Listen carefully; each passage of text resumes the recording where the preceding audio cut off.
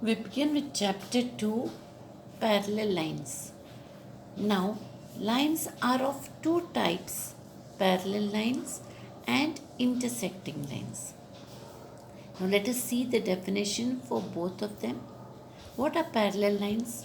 Lines which are coplanar and do not intersect each other. What is the meaning of coplanar? That is, the lines two lines which are present on the same plane. Coplanar means both the lines are lying on the same plane and they do not intersect each other. That means they do not meet at a point. So if there are lines which lie on the same plane and they do not meet at certain point, then such lines are called as parallel lines. Then what are the intersecting lines? Intersecting means meeting at a point.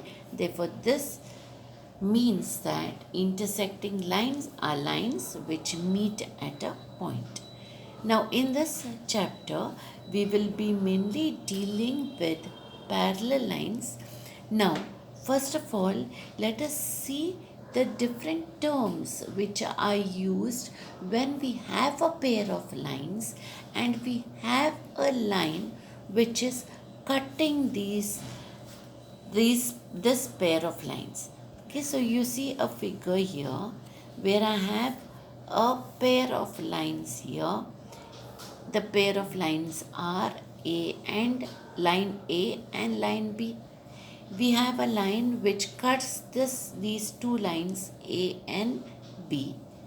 It cuts it at these 2 points, point P and point Q. So line M cuts line A at point P and line M cuts line B at point Q. Now, in relation to this, let us see what is a transversal. Transversal is nothing but this line which is cutting these two other lines. Let us see how it is defined. A transversal is a line intersecting two other coplanar lines in two distinct points. It is called a transversal of the two lines. A line intersecting two other coplanar lines at two distinct points. Distinct is the point should be away from each other. They should not be overlapping each other. So this is called as a transversal. In this figure, we see that which is the transversal? Line M is the transversal of line A and line B. So we write line M is the transversal of lines A and B. Now we see the next thing term which is introduced is an intercept, a segment cut off by a transversal on two distinct lines is called an intercept, which is a segment cut off by a transversal on two distinct lines. So here we have two lines here, A and B. A segment is cut off by the transversal. And what is this segment which is cut off by the transversal on two distinct lines? That is the segment PQ. Okay, so that is the intercept here. So in the figure, segment PQ is the intercept made by the transversal on lines A and B. So you have here in the figure you have lines A and B and you have this line M which is transversal cutting it. We have this 2 points at which this transversal cuts the line A and line B.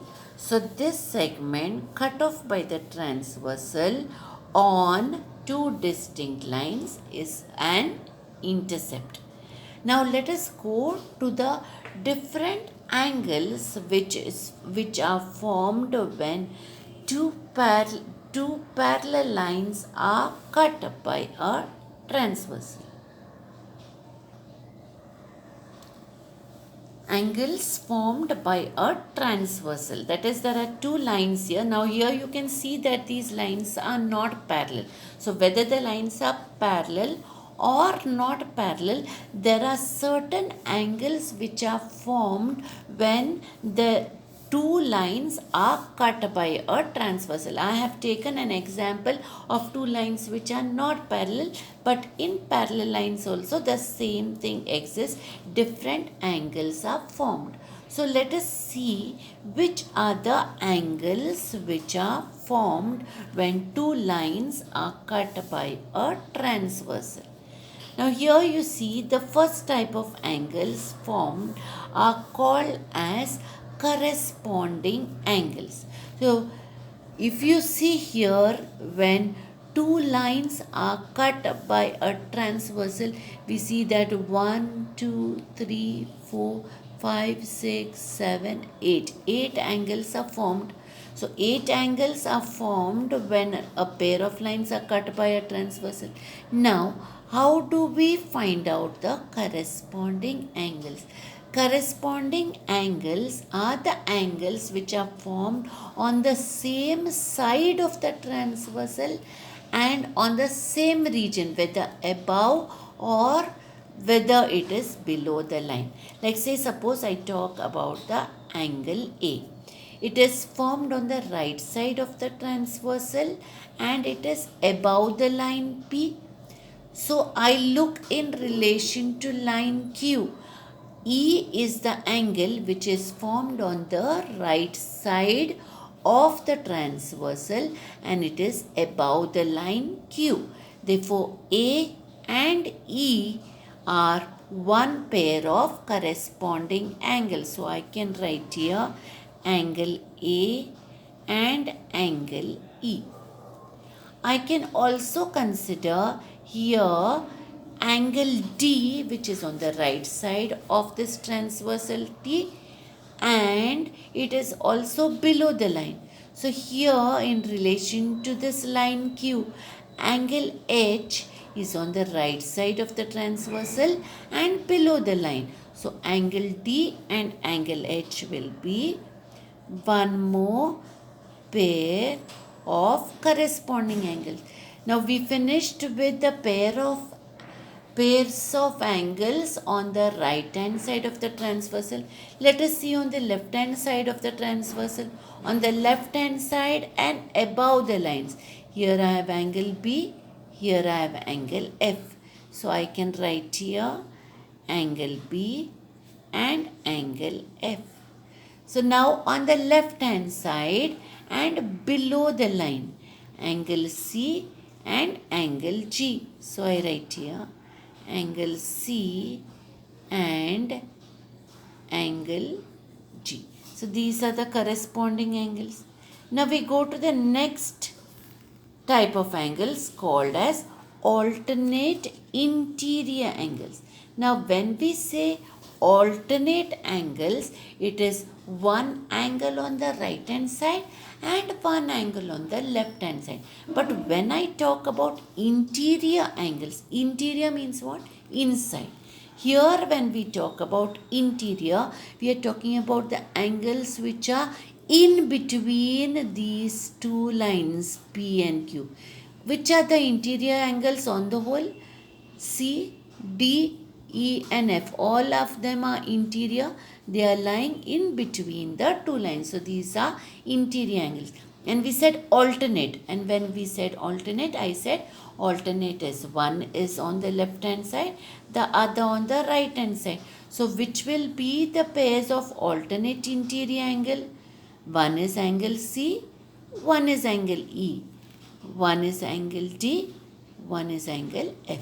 So angle C and angle E, can write here angle C and angle E, and the other pair of angles are, look at the figure, We said angle C and angle E. The other pair is angle T and angle F. So I write here angle T and angle F. Next we see the alternate exterior angles. So if the interior angles are the angles which are in between the two lines, exterior angles will be the angles which are out. So let us name which are the exterior angles: A, B, G and H. But which are the pair of alternate exterior angles? One will be on the left hand side, one on the right hand side. So angle B and angle H. Angle B and angle H will be one pair, and angle A and angle G will be the other pair. Now coming to the last type of angles, that is interior angles on the same side of the transversal. So we have seen that the interior angles are the angles in between the two lines, that is C, D, E and F. If they have to be on the same side of the transversal, that means both the angles should be either on the right hand side or on the left hand side. On the right hand side, which are the angles which are here? Angle T and angle E. What are the angles which are on the left hand side of the transversal? Angle C and angle F. Therefore, the interior angles on the same side of the transversal are angle T and angle E. Angle T and angle E. And the other pair is, this was on the right hand side, angle T and angle E. The other is angle C and angle F. So I write here angle C and angle F. So once again, let us see which are all the angles formed by a pair of lines which are cut by a transversal. They are corresponding angles. 4 pairs are formed. Alternate interior angles 2 pairs. Alternate exterior angles 2 pairs, and interior angles on the same side of the transversal 2 pairs.